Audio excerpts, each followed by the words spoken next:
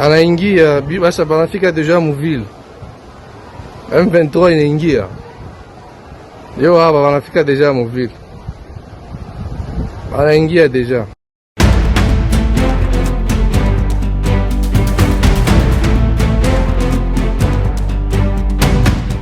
Ndagusuhuje kandi nguhaye ikaze kuri wowe ukurikira ibiganiro ndetse n'amakuru tukugezaho hano kuri Rwanda Nordic TV. Kuri ubu ikigezweho rero, umutwe wa M23 ku munsi w'ejo kwa gatanu wigaruriye umujyi wa Bukavu wo mu ntara ya Kivu y'Amajyepfo nyuma yo kuwirukanamo ihuriro ry'ingabo za leta ya Repubulika Iharanira Demokarasi ya Kongo nta mirwano ibayeho. Mu masaha ashyira umugoroba wo ku munsi w'ejo kuwa gatanu nibwo inyeshyamba za M23 zinjiye muri uyu mujyi. Ibi byari nyuma yo kwigarurira uduce turimo Kabamba, Katana ndetse na Kavumu n'ikibuga cy'indege kibarizwamo. Amashusho yafashwe na bamwe mu batuye mu mujyi wa Bukavu yerekana inyeshyamba za M23 ziri muri komine Bagira, gusa amakuru avuga ko mu masaha ari imbere aribwo ziza kuwinjiramo neza ku mugaragaro. Amakuru avuga ko M23 yageze muri uyu mujyi ihuriro ry'ingabo za leta ya Repubulika Iharanira Demokarasi ya Kongo zirimo FARDC, Wazalendo n'ingabo z'u Burundi zamaze guhungira ku mupaka wa Kongo n'u Burundi.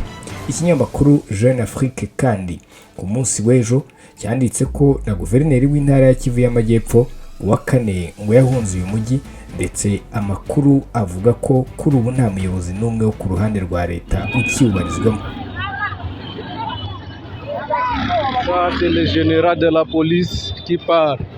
Le général de la police quitte déjà la ville. Il n'y a plus de sécurité. Tous les militaires viennent déjà de quitter la ville. Je suis à la place Major Vangu. Ils prennent la route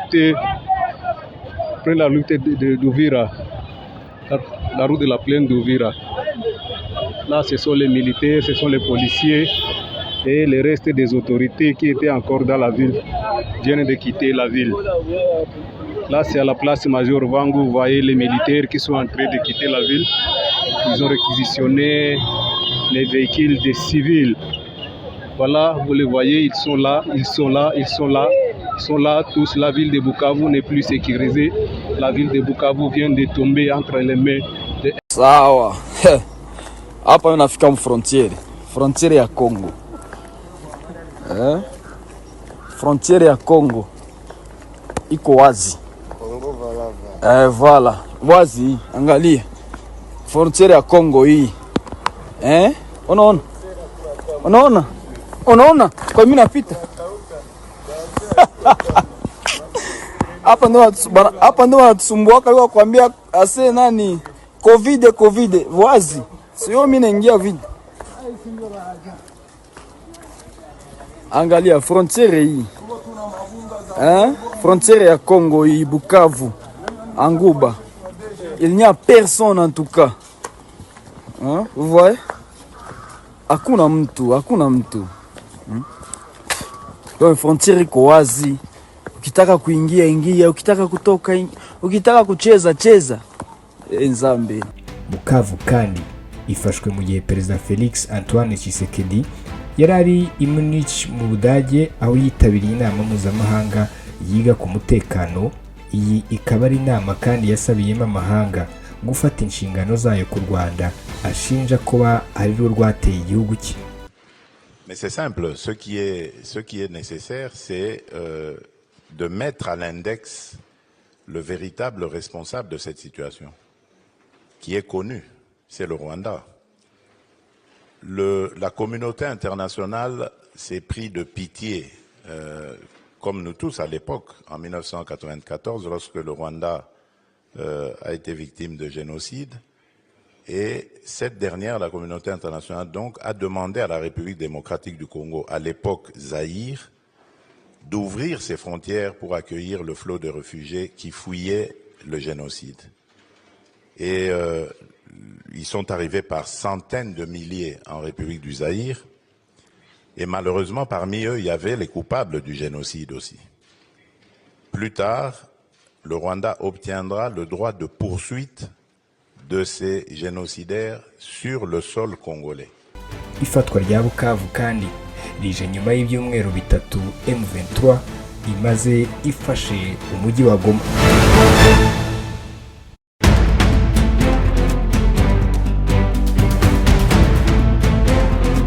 Ikindi gihari nakubwira ku biri kuvugwa muri Repubulika Iharanira Demokarasi ya Kongo, Perezida wa Repubulika Iharanira Demokarasi ya Kongo Felix Tshisekedi yongeye gutangaza ko Joseph Kabila wamubanjirije ku butegetsi ngo afasha umutwe witwaje intwaro wa M23.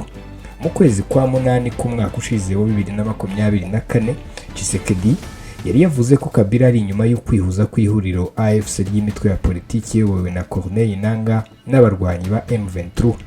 Mu kiganiro n'umunyamakuru wa Top Congo, Tshisekedi yavuze ko impamvu Kabila atitabiriye amatora yo mu kwezi kwa 12 k'umwaka ushize wa 2024 ngo ari uko yari ahugiye mu bikorwa bya AFC. Uyu mukuru w'igihugu yagize ati mu magambo ye, Joseph Kabila we ntitumuvuge, we rwose yanze kwitabira amatora ndetse ari gutegura kurwanya leta kuko AFC niwe. Ubwo Tshisekedi yari mu nama mpuzamahanga y'umutekano i Munich mu Budage ku munsi w'ejo, yasubiyemo ko Kabila yagiye mu buhungiro kubera ko ngo atera inkunga umutwe wa M23. Ati rwose ntabwo nemera ko abafashe intwaro bakifatanya n'u Rwanda muri iki gikorwa kirwanya Repubulika ya Demokarasi ya Kongo babifitiye uburenganzira. Abaterankunga ba nyabo barihishe. Umuterankunga wa nyawe n'uwo nasimbuye ni Joseph Kabila, ariko ntabyemera, ntiyirengera ibikorwa bye. Ceux qui sont victimes aujourd'hui de ces dérapages, j'allais dire, de l'opposition, ce sont des Congolais. Et ces Congolais-là jugeront ces gens. La démocratie dans notre pays ne s'est jamais aussi bien comportée que sous ma présidence. Dans ce pays-là, quand nous étions dans l'opposition, les opposants étaient assassinés. Le pouvoir envoyait des hordes de policiers, de militaires dans les églises pour abattre les opposants. Les manifestations étaient interdites. À chaque fois qu'il y avait des manifestations, on devait dénombrer des morts. Aujourd'hui, ça n'existe plus. Toutes les manifestations se passent sans encombre. Les droits et les libertés sont respectés. Bien entendu, les dérapages sont sanctionnés parce qu'il ne faut pas confondre opposition et anarchie. Ceux qui font de l'anarchie, ils sont convoqués au tribunal et ils vont se justifier. Je n'ai absolument pas l'impression que l'opposition qui a pris les armes, qui a fomenté avec le Rwanda ce coup contre la République est dans son bon droit. D'ailleurs, la preuve, c'est que les vrais commanditaires se cachent. Et le vrai commanditaire de cette opposition, c'est mon prédécesseur, c'est Joseph Kabila. Mais il ne l'avoue pas, il n'assume pas ses actions.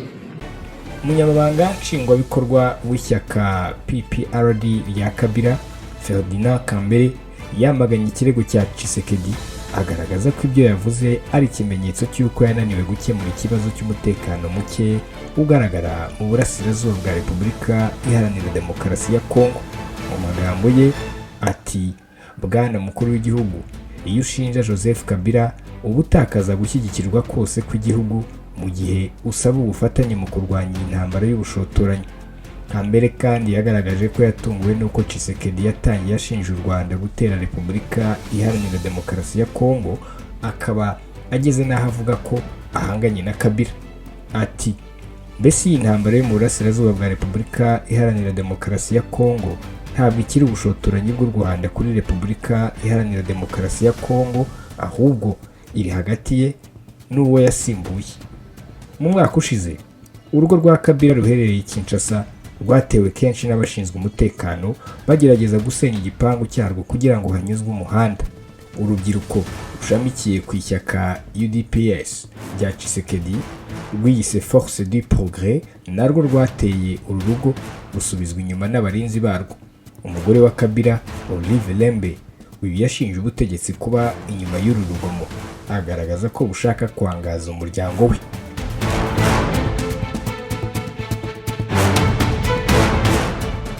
Ikindi kandi wamenya nuko umuyobozi w'abarwanyi b'umutwe witwaje intwaro wa AFC M23, General Major Sultan Makenga, yasuye abasirikare ba Repubulika Iharanira Demokarasi ya Kongo bafashwe n'abarwanyi babo bemeranya kwifatanya mu gukuraho ubutegetsi bwa Perezida Felix Tshisekedi.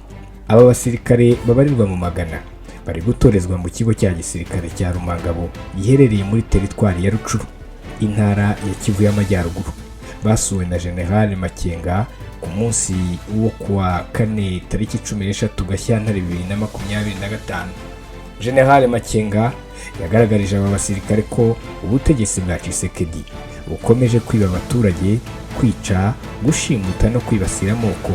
Agaragaza ko AFC M23 yiyemeje kubohora abaturage. Mu magambo ye ati, ikintu cy'ingenzi ni imyitwarire myiza. Nta gisirikare kitagira imyitwarire myiza. Igisirikare cya AFC kiri gutabara igihugu, kiri gutabara abanyekongo. Dushaka kubaha amahugurwa y'igihe gito kugira ngo muhinduke, mutwiyungeho, dutabara igihugu cyacu, dutabara abanyekongo. General Makenga yabajije aba basirikare niba biteguye gutabara Repubulika Iharanira Demokarasi ya Kongo n'abanyekongo, maze baramusubiza bati yego afande mu rurimi rw'Igiswahili. Abasaba kuzamura ibiganza nk'ikimenyetso cy'uko biteguye koko, maze bose babigenza batyo. Yakomeje ababwira ati muzatozwa, nyuma yaho mushyirwe mu mitwe y'igisirikare, dukureho ubu butegetsi bubi buriho. Ubutegetsi bwa Tshisekedi ni ngombwa ko tubukuraho kugira ngo abaturage babone amahoro, kugira ngo igihugu cyacu cyubahwe, tugire igisirikare cyiza. Habari yenu? Okay. Jeshi ambayo sio jeshi la ukabila. Wanipata vizuri? Wanipata vizuri? Ili kuwatoa hiyo ujinga yote ambayo Tshisekedi ameweka ndani. Hiyo mambo ya ukabila, hiyo mambo ya kurepu, mambo ya kuiba raia, kunyanyasa raia, hiyo nchi yote, kuua raia na wengine mnaua juu ya ukabila yao, hiyo yote ili kuwaondoa ndani. Wanipata vizuri? Ndio. Mumejiripoti kwa ndugu zenu, mmekamata ndugu zenu Wakongomani, msiwe na shida. Wanipata vizuri? Ndio. So kama nasema umekuja hapa ili kubadilishwa, lazima muwe na discipline, muwe na nidhamu. Wanipata vizuri? Ndio. Wanipata vizuri? Ndio. Hakuna jeshi ambayo haina discipline. Jeshi la RC ambao ni Revolutionnaire Congolaise, ambao jeshi ambao linakomboa hii nchi, kukomboa Kongomani.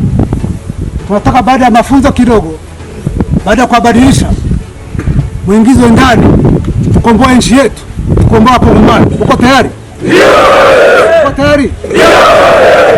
Niko tayari kwa juu.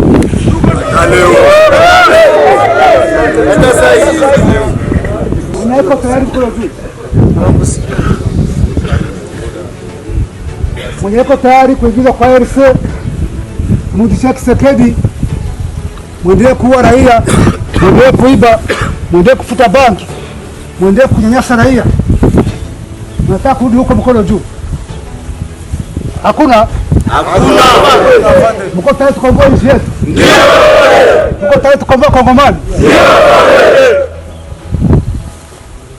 So mfuate maelekezo peke yake ya viongozi wa training na walimu.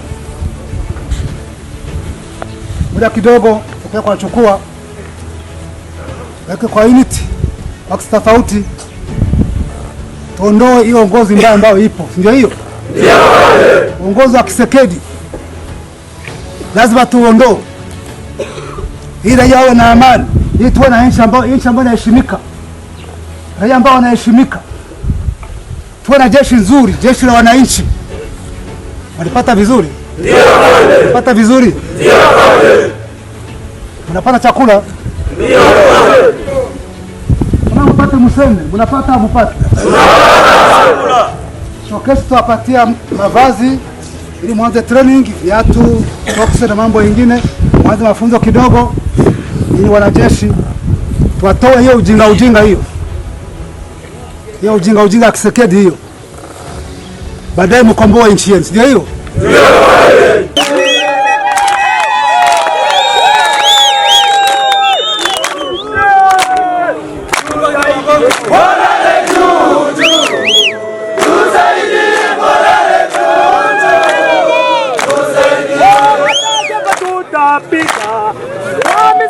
M23 yakomeje gusaba ubutegetsi bwa Tshisekedi kwemera kuganira nayo kugira ngo bafatanye gushakira uburasirazuba bwa Repubulika Iharanira Demokarasi ya Kongo amahoro. Ubwo Tshisekedi yari mu nama mpuzamahanga y'umutekano i Munich mu Budage tariki 14 Gashyantare 2025, yasubiyemo ko ubutegetsi bwe butazaganira na M23 kuko ngo ni umutwe w'iterabwoba. Abarwanyi ba M23 bagenzura ibice byinshi mu ntara ya Kivu y'Amajyaruguru. Ibi birimo umujyi wa Goma n'ibyo muri Kivu y'Amajyepfo birimo centre ya Karehe na Kavumu. Guhera ku gicamunsi cyo ku itariki 14 Gashyantare batangiye kwinjira mu mujyi wa Bukavu. Dukomereje ku mugaba mukuru w'ingabo za Uganda, General Muhoozi Kainerugaba yateguje gufata umujyi wa Bunia muri iki gihugu cya Repubulika Iharanira Demokarasi ya Kongo. Yatangaje ko ingabo zose ziri mu mujyi wa Bunia ufatwa nk'umurwa mukuru w'intara ya Ituri muri Repubulika Iharanira Demokarasi ya Kongo zifite amasaha 28 yo kurambika intwaro. Ibi yabitangaje ku munsi w'ejo tariki 15 Gashyantare 2025, abitangariza ku rubuga nkoranyambaga rwa X ko Abahima bakomeje kwicirwa muri Bunia. Ateguza ko nta muntu uzamwicira abantu ngo bimugwe amahoro. Yagize ati, abavandimwe banjye bari kwicirwa muri Bunia mu burasirazuba bwa Repubulika Iharanira Demokarasi ya Kongo. Abantu banjye Abahima bari kugabwaho ibitero. Ni ikibazo gikomeye ku bari gutera abantu banjye. Kuri iyi si ntawe uzica abantu banjye ngo atekereze ko bitazamugaruka. Ntabwo ari uyu musirikare yagaragaje abafite uruhare mu bwicanyi bukomeje gukorerwa Abahima muri uyu mujyi wibasiwe kenshi n'ibitero by'umutwe w'iterabwoba wa ADF ndetse na Codeco. Ati, ku buyobozi bwa General Yoweri Museveni, umugaba w'ikirenga wa UPDF, mpaye amasaha 28 ingabo zose ziri muri Bunia kugira ngo zirambike intwaro zazo. Nizitabikora tuzazifata nk'umwanzi tuzirase. Mu bundi butumwa General Muhoozi yashyize kuri uru rubuga, yatangaje ko vuba ingabo zabo UPDF zizafata umujyi wa Bunia. Ati, vuba Bunia irabiri mu maboko ya UPDF. Ingabo za Uganda ziri muri Ituri no mu majyaruguru y'intara ya Kivu y'Amajyaruguru kuva mu Gushyingo mu mwaka wa 2021 mu bikorwa byo kurwanya umutwe wa ADF byahawe izina rya Operation Shuja. Zikorana umunsi ku wundi n'iza Repubulika Iharanira Demokarasi ya Kongo. Ingabo za Repubulika Iharanira Demokarasi ya Kongo zishinjwa kugira uruhare mu bikorwa byibasiramoko mu burasirazuba bwa Repubulika Iharanira Demokarasi ya Kongo, zifatanyije n'imitwe yitwaje intwaro yamunzwe n'ivanguramoko. Zishobora kuba ziri mu barebwa n'ubutumwa kandi bwa General Muhoozi Kainerugaba nk'uko benshi mu basesenguzi batangiye kubitangaza. Nguko uko makuru kugeza ubahagaze muri Repubulika Iharanira Demokarasi ya Kongo. Nitwa Simeon Stizo Muhumuza, ukurikiye ni Rwanda Nordic TV.